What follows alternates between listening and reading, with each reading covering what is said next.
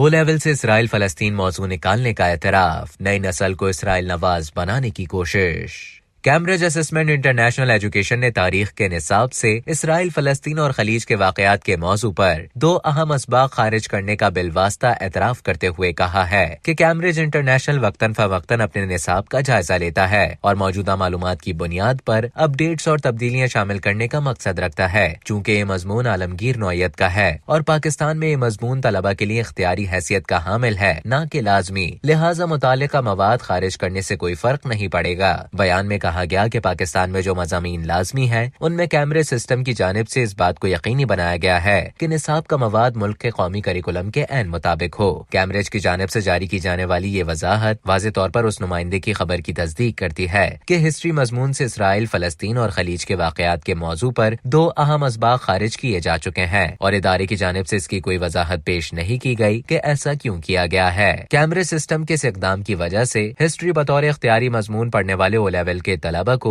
اسرائیل فلسطین تنازع اور خلیج کے واقعات سے لا علم رکھنے، گمراہ کرنے اور نئی نسل کو عرب اسرائیل جنگ کے حوالے سے اسرائیل نواز بنانے کی کوشش کی گئی ہے۔ اس کے ساتھ ہی ان طلبہ کو یہ بھی معلوم نہیں ہوگا کہ اسرائیل کیسے وجود میں آیا۔